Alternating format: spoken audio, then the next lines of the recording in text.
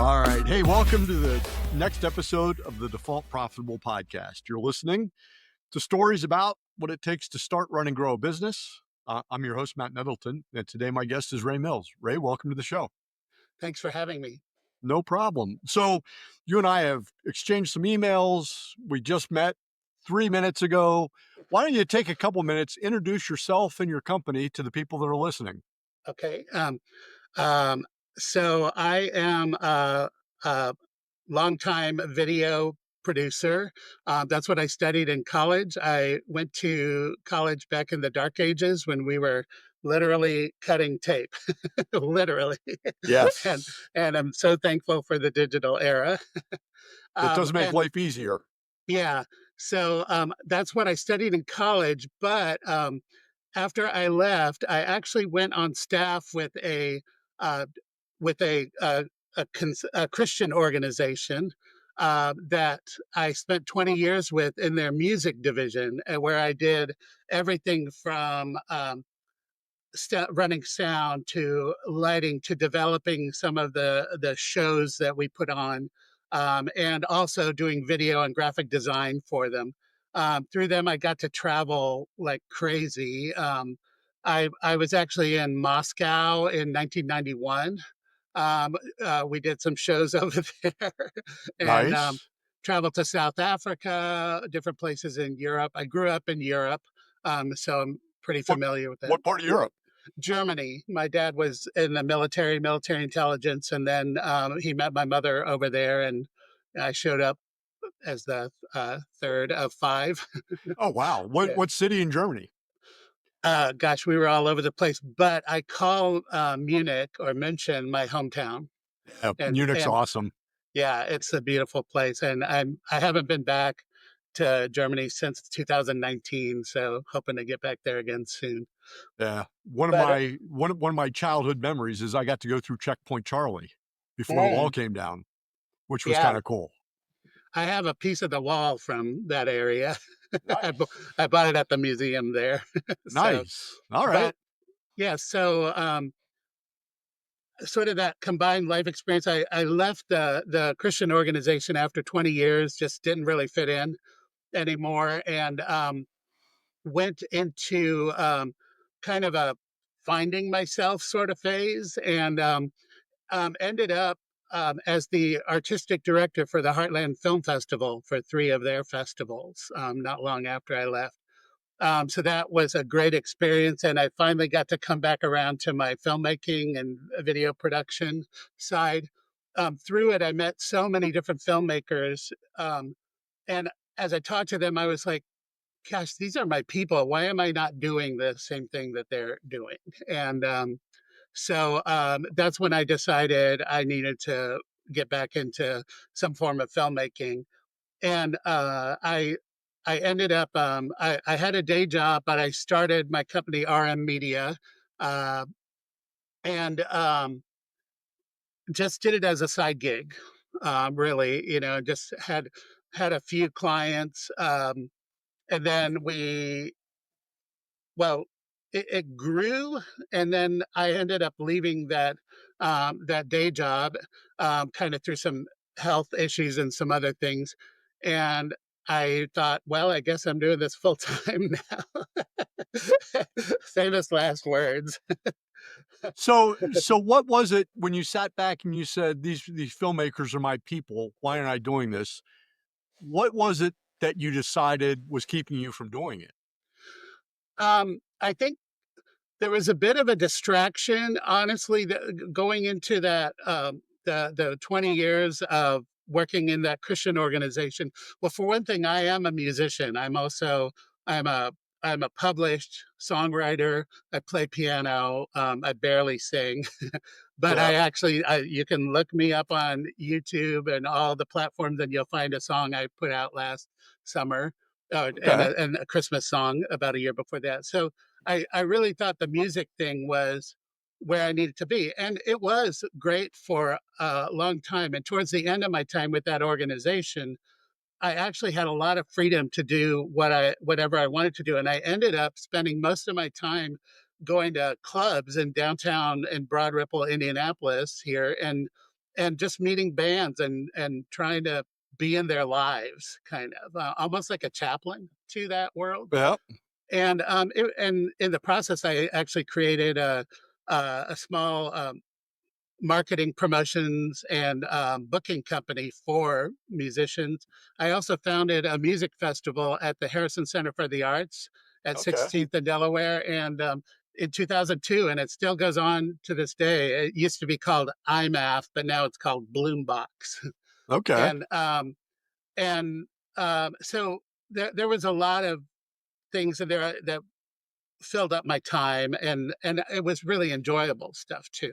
As I got to do a lot of traveling and touring, but I think, well, I burned out on that a bit. That whole scene can be pretty rough on you. Yeah.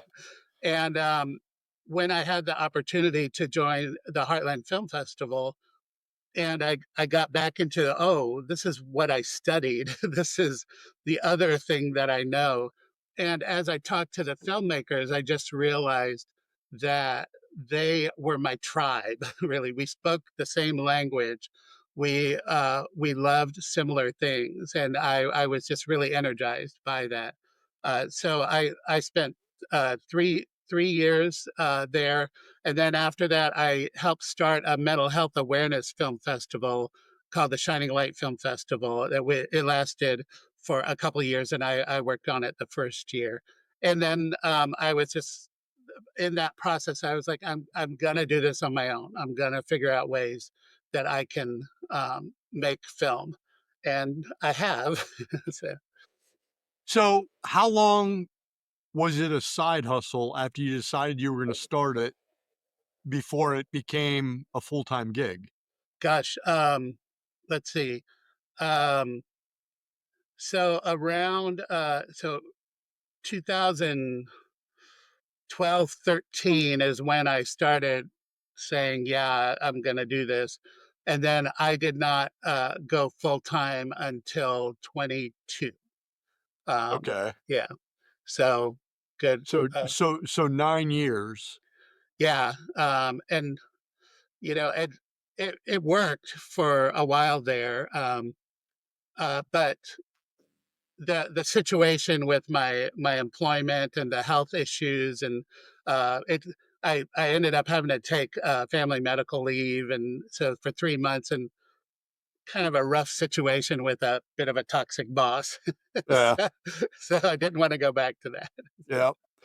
So one of the things that we talk about is um, when you started, people say that there's really three things that you need to have. The first one is you need to have savings. The second one is you need to have a plan. And the third one is you need to have an understanding of your marketplace.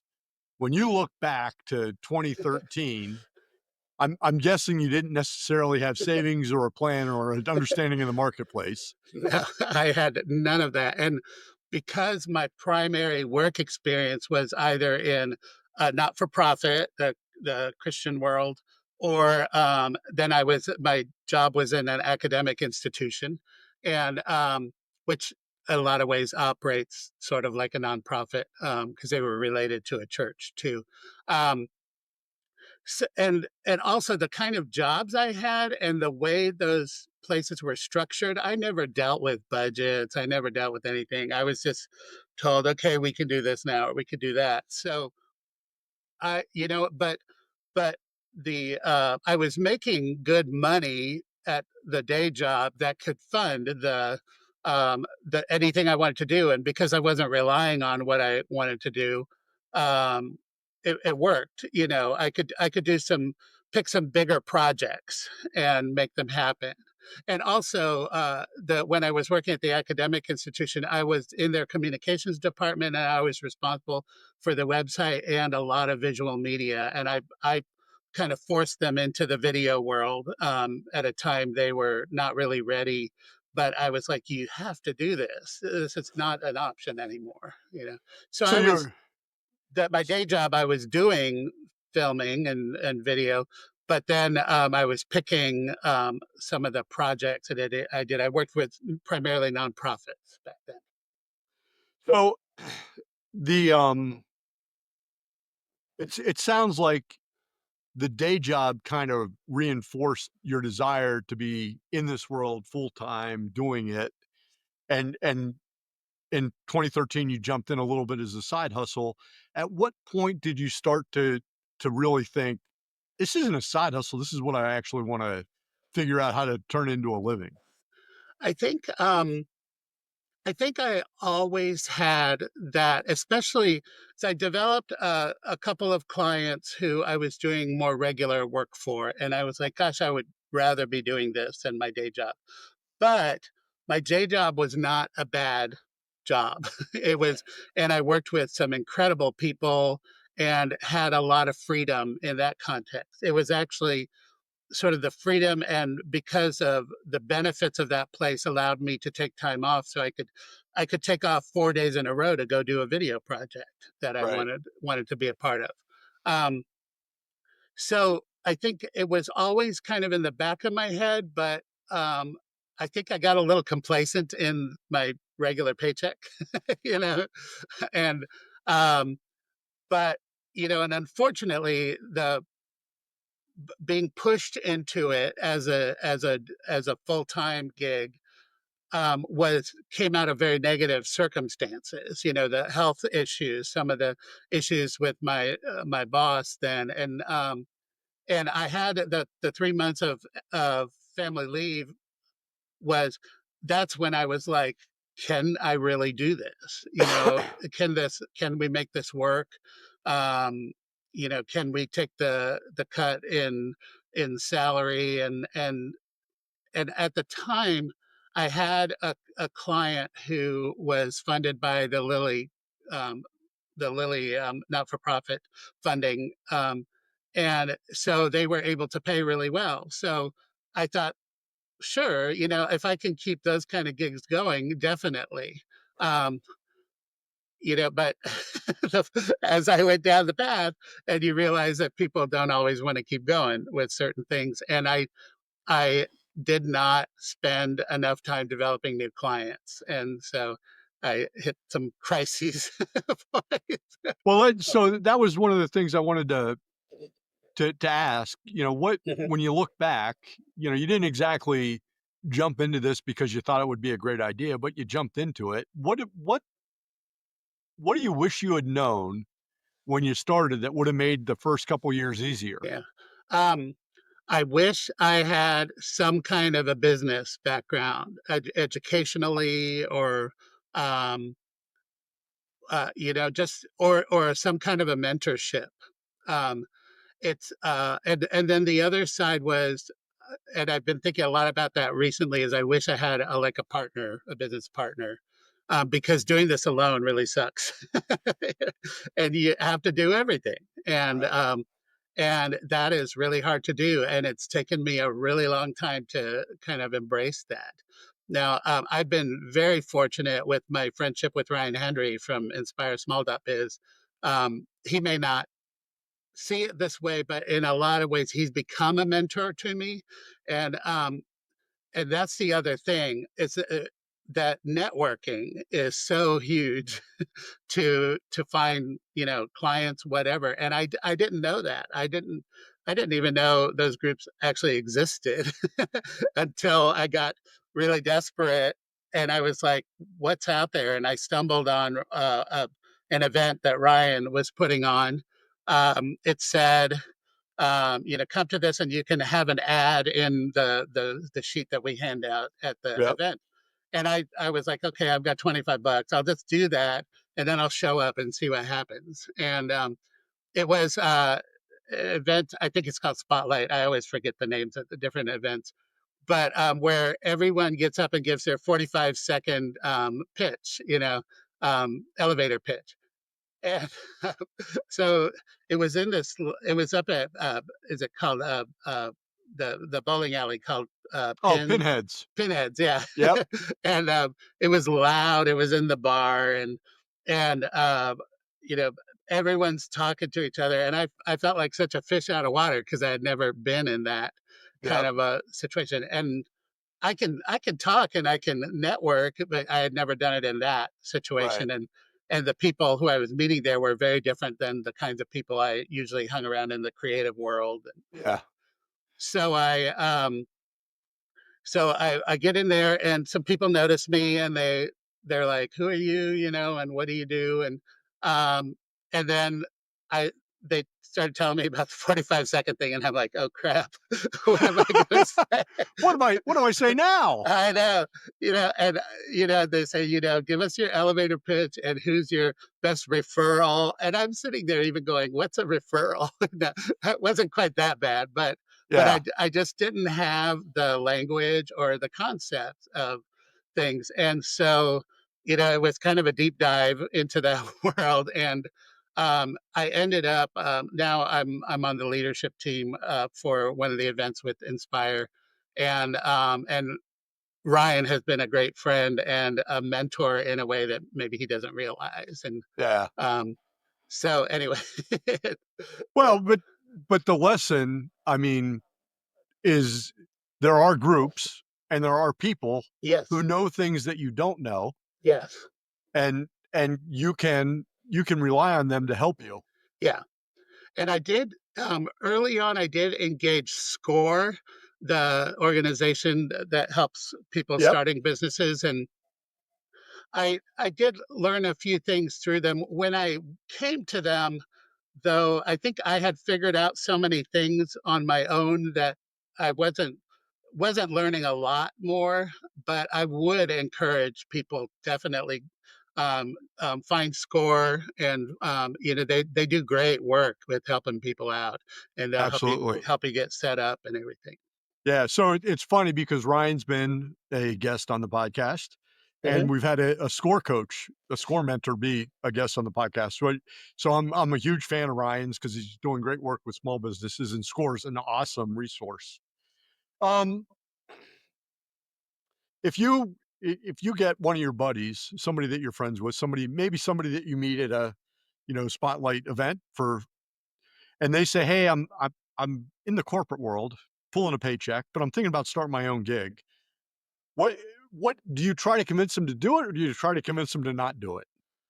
I think people should do it. It's for all of the heartache that I have been through, I am still in a better place than when I had bosses over me. I get to make my own schedule. I can work till 3 a.m. and then sleep till 10 if I have to. Um, it's it is well. Ryan likes to say, why work a 40-hour a week job when you can have your own business and work an 80-hour a week job? Absolutely Yeah, true. and there there's that side of it. It's interesting, I guess, for me because like I'm going to turn 60 on May 3rd. So this is that to do this at this time in my life. Sometimes I'm like, oh my gosh, why didn't I start earlier? But it's very energizing when I find a client who I can help. That is just so satisfying. I'm very missional oriented. I think that's why I went into Christian ministry out of college, and I I bring that I think to my work too. I obviously I need to make money and I need to pay my bills and stuff, but I also just want people to be successful. And so I work hard at trying to figure out what's best for them in terms of what they're doing video wise. I my company offers a social media video package that I developed to help them um, create continuous content without taking up so much of their time. Um, and all things that hopefully will make people successful at what they do. All right. Well, that's good. Hey, one last question. Sure. If 2025 Ray could sit down next to, what was it, 2013 Ray and say, "Hey, listen, I know you're starting your side hustle. By the way, everything works out. You'll be fine. But here's what you need to focus on first." What's the thing that you tell 2013 Ray to focus on Yeah. first? Um, Basic business education. Learn how it all works, how budgets work, how to make a plan. I've been a creative my whole life, and creatives don't always make plans. um, and also finding a mentor.